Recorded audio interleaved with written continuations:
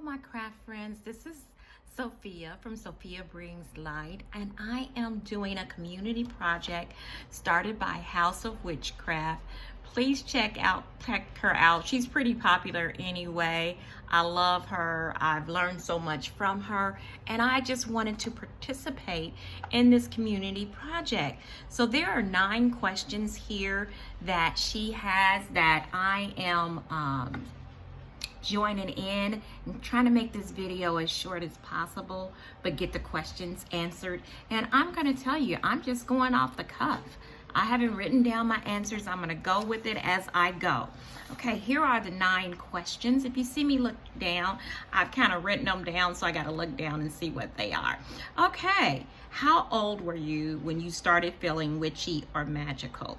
And I know this is going to sound cliche, but I feel like for as long as I can remember, I have always been different and always felt witchy.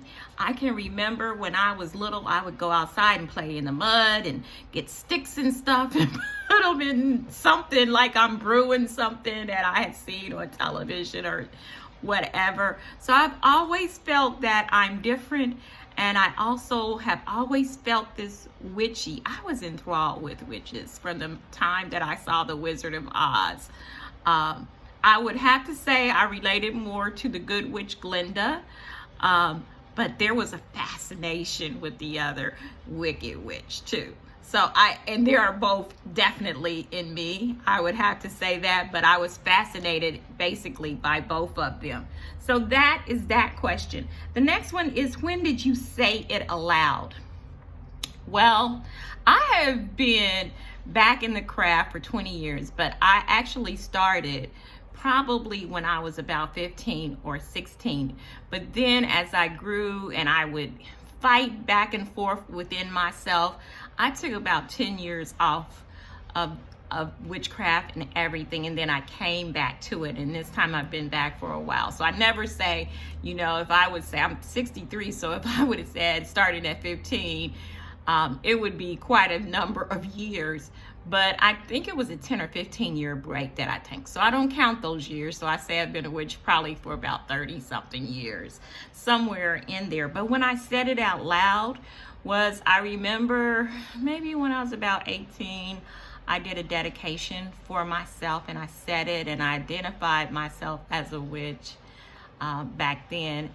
And then because I came from a very Christian background, and even though my grandmother was basically a witch, I mean, she called her gift the gift of sight, and people came to see her and everything. She did root work, but in the African American community, a lot of times, though they did root work and they had people see them and they paid them for this work, they didn't really call themselves witches or root workers. She just said, I have a gift that I share.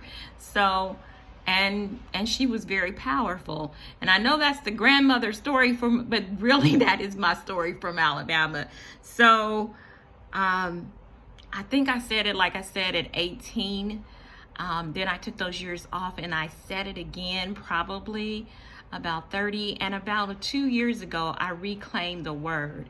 I've been fighting with this word for over 25 or 30 years.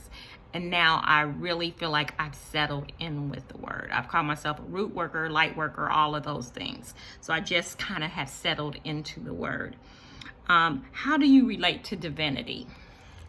I am a root worker, a conjurer, and I relate to divinity. Nothing has ever changed. I'm just like my grandmother. I still relate to my Christian roots. I feel like they're roots for me. And I relate to Hecate. I work with her, and I feel like I relate to divinity as seeing them powerful energies that I can tap into.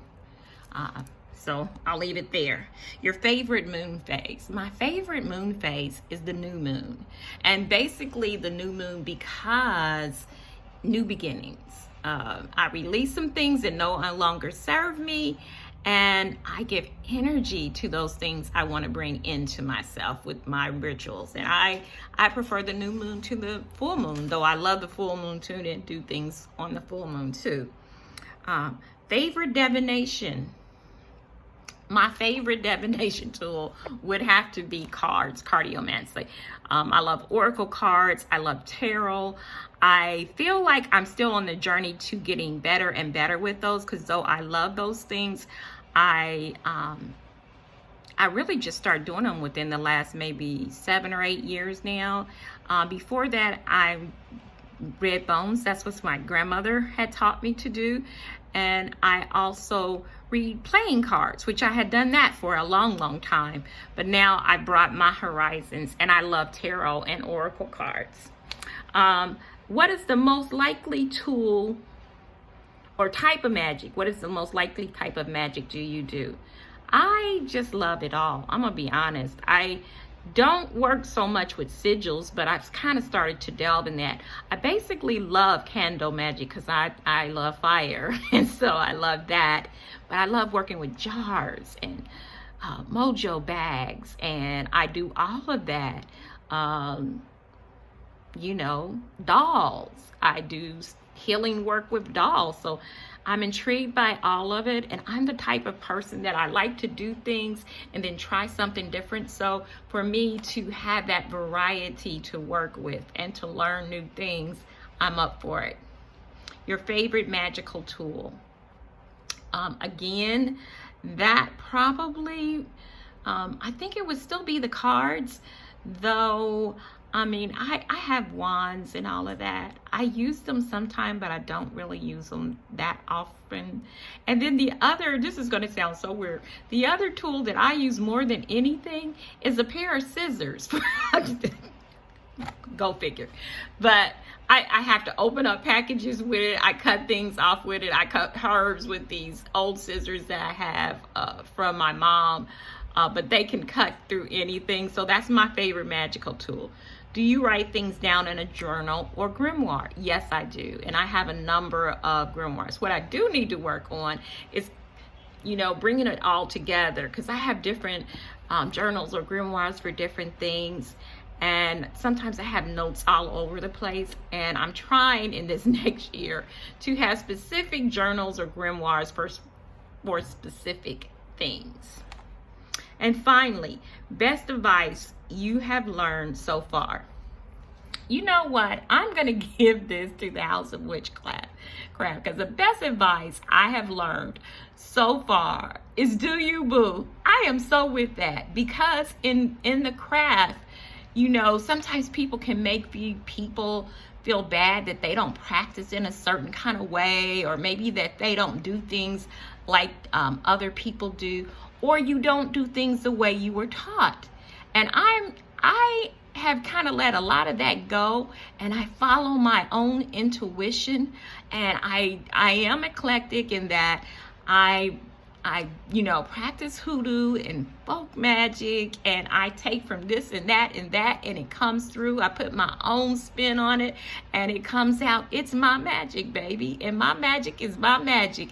I don't owe anybody any explanations of why I do it. I do me, boo. So do you, boo, too.